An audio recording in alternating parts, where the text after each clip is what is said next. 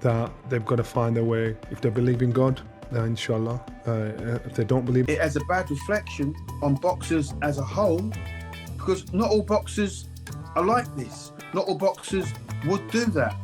He didn't lend him any money. No, I didn't lend him any money. Now we find out he did lend him some money. At the time, he didn't have a contract with Conor Benn. Told me he didn't need to have a contract with Conor Benn. The fact is that Johnny Nelson rips into Conor Benn over the explosive $50 million lawsuit, brutally criticizing the contradictory claims surrounding the money from Eddie Hearn. Nelson points out that Benn allegedly accepted the cash before any contract was finalized, then later denied receiving any payment. It's being called a major credibility issue, and Nelson doesn't hold back while exposing how messy the situation has become. Short period in your life, it's a game. So for the newspapers, so for all those fools that are talking about is he going to fight or isn't going to fight, you're missing the bigger picture.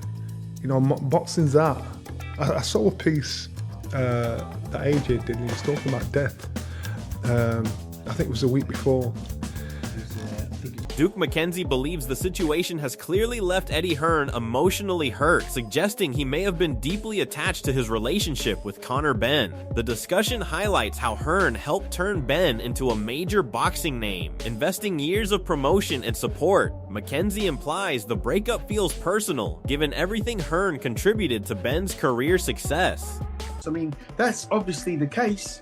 I mean, all I've seen on this so far is Eddie Hearn. Literally, I'm sure he's been crying. He looked so hurt to me on social media. He was trying to play it down, but I think there's a lot of emotional attachment involved, certainly from his end. He gave that boy his all. He's made that boy a lot of money. Simon Jordan dismisses the controversy as unnecessary drama, strongly criticizing Conor Benn for the way he handled his separation from Eddie Hearn. The clip suggests Benn prioritized financial advantage over long-term professional loyalty, raising questions about his character and decision-making. Jordan implies that boxing is a business, but the manner of the split has left many fans questioning Benn's integrity. Load of old nonsense. It's about money, and this discussion is about money. He's been offered a lot to go. Well, yeah, I'm sure he has, and his job is to maximise his opportunity, whether he owed Eddie Hearn courtesy. Eddie Hearn argues that financial success can sometimes affect a fighter's mindset, suggesting that wealth may have played a role in influencing Conor Benn's decisions. He implies that once money becomes the main focus, a boxer can lose direction, discipline, and personal principle. The discussion reflects how financial pressure and big earnings can sometimes shift priorities away from the sport itself. Like I say, sometimes you get a little bit carried away and deluded with life when the money hits, and you lose some direction and you lose some principle, and that you lose a reality on actually life. And I feel like that's what's happened. Conor Benn tries to defend his position, stating that his focus remains on fighting and staying active in the ring. He expresses a desire to compete 2 or 3 times this year, emphasizing that it's the team's responsibility to arrange fights. Benn insists he is staying ready and believes he has big plans to make a global impact in boxing soon. Yeah, I do my job, I stay ready. And it's the team's job to make sure that the fights get made and materialise. And I know we've got big plans for me to take the world by storm. Excellent. And who else outside of Garcia is appealing to you? Dave Coldwell criticizes the manner in which Conor Benn handled his departure from Eddie Hearn, suggesting he avoided a direct, honest conversation. The discussion implies Benn chose a legal or indirect business approach instead of showing personal respect after years of support from Hearn. Coldwell argues that while boxing is a business, there should still be professional courtesy when ending such long-term working relationships. Showed that when it comes to be a man and sit down in front of somebody's face and have a difficult conversation, that thanks for everything you've done, but I've got a better offer. I'm going to leave, go my own way. Having that difficult conversation as a grown man, he didn't have the ball for it. And that's ultimately what it is. Get your lawyers to send an email. There you go. I understand 10 mil, 15 mil, whatever it is, good enough for boxing, it's exciting. Can't fault Supper, that's their job. Eddie Matchroom went and signed fights from other promoters. Everybody does it. I understand the business, but there's ways you go about it when somebody's gone above and beyond and lent you, lent you the dough and things like that. It's just. Dominic Ingle discusses how Conor Benn fought his way back into contention after his career seemed to be hanging by a thread. The conversation highlights the role of Eddie Hearn in supporting Benn through difficult moments, even softening earlier strict positions on the controversy. Ingle points out that boxing careers move fast, and opportunities can disappear quickly if momentum is lost.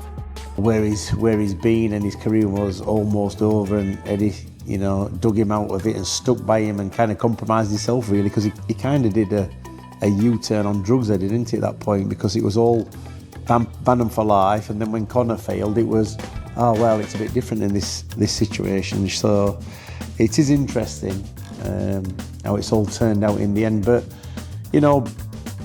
boxers' careers are very short. Carl Froke emphasizes that Benn repeatedly spoke about loyalty, yet ultimately walked away from Eddie Hearn. Froke suggests Hearn invested emotionally and professionally in Benn's development, backing him during controversy and career uncertainty. The split is described as a significant disappointment inside boxing circles, where long-term partnerships are often built on trust, sacrifice, and mutual career growth. Conor Benn on numerous occasions saying, my loyalty can't be touched. Look, it's not about money, it's about loyalty. And now all of a sudden he's left Eddie Hearn. And Eddie looks devastated. I've listened to a couple of interviews what he's done, and he seems genuinely upset and devastated, which is a shame on him, a shame for him, because he's heavily invested emotionally and financially with Conor. Johnny Nelson emphasizes that Eddie Hearn went above and beyond for Conor Benn, putting his reputation on the line and backing him during difficult controversies. Nelson describes the emotional fallout as painful, suggesting Hearn fought fiercely behind the scenes to protect Benn's career. According to the discussion, loyalty was expected after such long-term support. Seeing Hearn appear hurt reflects how deeply he invested personally and professionally in Benn's journey, making the separation feel more like a broken partnership than a simple business decision inside boxing circles. They've seen how Eddie stood up for this young man, put his reputation on the line for this young man, fought tooth and nail for this young man, did everything possible for this young man, and God knows what else he did for him behind the scenes. So it's the last thing Eddie expected. I think he deserved the loyalty he expected from Conor. But so when his heart was broken, you saw a broken man there. But Eddie's smart enough, he's sharp enough, he's savvy enough to push him forward and get up. Tony Bellew strongly suggests that the whole controversy surrounding Conor Benn feels like a messy emotional and business breakdown rather than just a legal dispute. He implies Benn knew the relationship with Eddie Hearn had reached a point where direct communication couldn't fix the damage. Bellew argues boxing is business, but long-term professional respect still matters in such situations. The clip paints the separation as painful and irreversible, highlighting how loyalty, trust, and career investment can collapse when financial ambition and personal decisions collide inside the sport. He hasn't picked the phone up because he hasn't got the stomach to. He hasn't got it in him to. He knows there's no words that can make this right. It's just one of them things. It's boxing, Goose. It's boxing. And he knows that that's why he has not picked up the phone. This is a man he spent every other day or for months, years. Oscar De La Hoya questions the business logic behind the reported 8-figure one-fight deal involving Conor Benn, expressing confusion about who is actually financing the move. He suggests the situation could create massive financial pressure because Benn is expected to command huge earnings.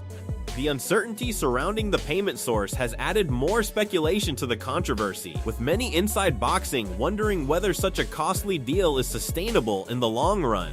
Eddie Hearn must be pissed off. Eddie Hearn must be pissed off. My God, how can they do that to Eddie Hearn? It is not right. I heard it's a one-fight deal for 8 figures. And what I don't understand is who is paying him?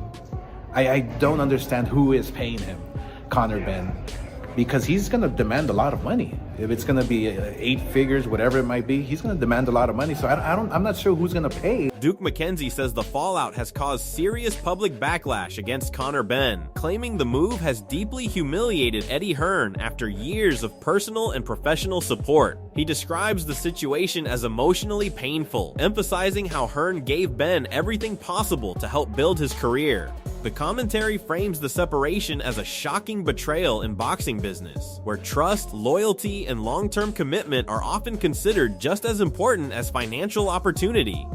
Eddie Hearn talk about this situation, he sounds really hurt. I mean, personally hurt. How do you swallow that? How do you swallow that pain?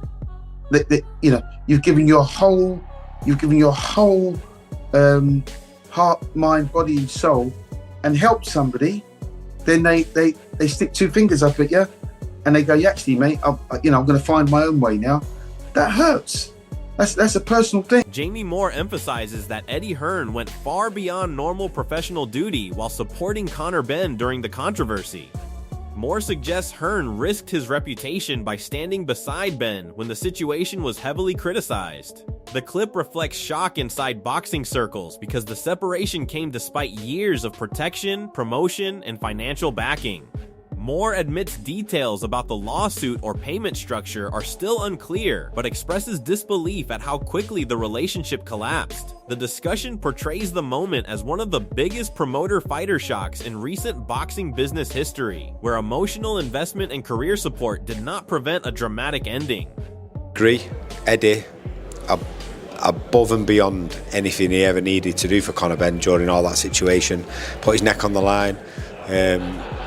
That's why I believe it's such a big shot. I don't know the details of anything yet. I don't think even anything's breaking about numbers and stuff like that, but Sonny Edwards expresses surprise over the split between Conor Benn and Eddie Hearn, noting that the two had worked together almost from the beginning of Benn's professional career. Edwards highlights how Hearn defended Benn during the toughest moments, including controversy surrounding failed drug tests, even risking his own reputation. He points out that Benn had rarely fought under another promoter except special shows. The commentary suggests the breakup was unexpected because of the long-standing partnership and financial success achieved together. Edwards frames the move as shocking and admits he never anticipated such a dramatic business decision inside boxing. Very, very surprised. Matchroom and Conor Benn have been working together since day dot. Apart from the sort of Saudi shows, I'm pretty sure Conor's not really fought on another promoter's card or anything, and they've done a great job standing by him, even when the worst news came out, foul drugs tests, etc. Eddie batted for him, defended him, put his reputation on the line, and coming off the back of already earning millions. Really surprised, to be honest. I didn't expect it in the slightest. Bruce Carrington says the move of Conor Benn to Zuffa Boxing was surprising but not shocking in business terms. He explains that boxing is ultimately a commercial sport and promoters constantly compete for marketable fighters. Carrington notes that Benn remains a big name with strong commercial value, which makes him attractive to new promotional platforms looking to strengthen their roster. The discussion suggests the new partnership could bring fresh opportunities for Benn's career, though uncertainty remains about future opponents and long-term direction. Fans are watching closely to see whether this change will elevate Benn's global profile or create new challenges inside the competitive boxing industry. Yeah, that was very surprising, but hey, listen, business is business, and I guess they're doing certain things that really interest them, and Zuffa, they're really coming into the game real hot. They've been putting on some decent cards and stuff like that. So I can't say it's a surprise. Like, they're bringing in some decent fighters on their roster. And Boxing Ego highlights how the promotional battle involving Conor Benn has ended his long partnership with Eddie Hearn after nearly 10 years. The discussion suggests that Dana White played a key role in bringing Benn into a new promotional home, pulling him away from his previous career base.